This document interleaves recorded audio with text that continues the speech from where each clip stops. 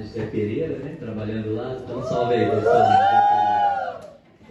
Será que eu pensei sem microfone? Ou tem que usar o microfone? Tem que usar o microfone. Tá, eu fui convidado pela Rose hoje para estar falando um pouquinho desse livro, que foi muito bom. Você não viu, Josi? Mostrei para eles. É da editora Mostarda.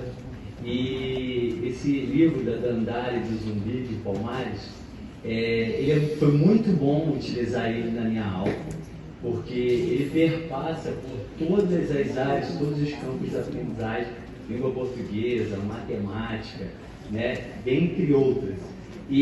Mas o que mais me chamou a atenção nesse livro, eu queria comentar com vocês, foi porque no dia da aula a gente usou o laboratório de informática e tudo que ia aparecendo no livro, todas as palavras que a gente não conhecia, a gente foi pesquisando. Eu fui pesquisando junto com eles e foi muito bacana.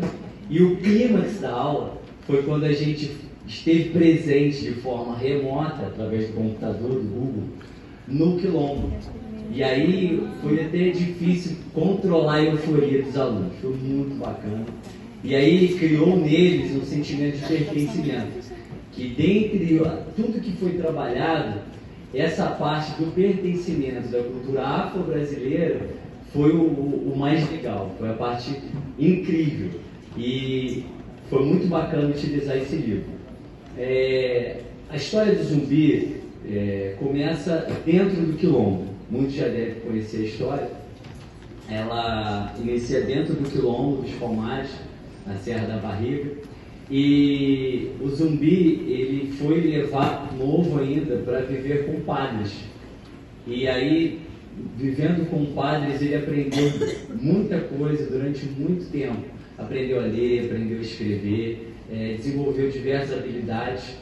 E quando ele foi ficando mais velho, no auge dos seus 15 anos, ele volta para o Quilombo, ele foge para o Quilombo de Palmares novamente, e em busca das suas origens. Isso eu estou contando, pessoal, que está no livro, foi trabalhado para os alunos.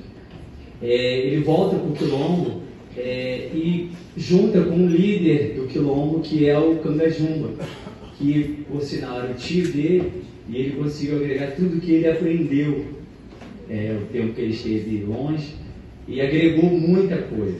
Conseguiu agregar muito nas revoltas junto com o seu tio, o líder do Quilombo. Passou o tempo e o Cangajumba, junto com o Zumbi dos Palmares, eles trabalharam muito pelo Quilombo e conseguiram muitas coisas, território, dentre outras coisas. Mas aí o que acontece? O Cangajumba, o líder do Quilombo, ele faz um acordo, meio que equivocadamente, e acaba sendo assassinado. Ele é envenenado por um péssimo acordo que ele fez e vem a falecer. E ninguém melhor do que o Zumbi para assumir o cargo de liderança. Então aí ele se torna o Zumbi dos Palmares. Literalmente ele se torna o Zumbi, o líder do Quilombo.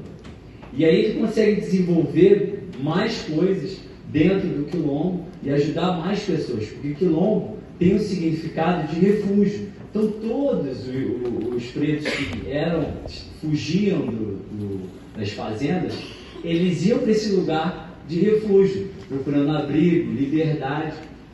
E o Zumbi, ele conseguiu dar ênfase a esse significado do Quilombo.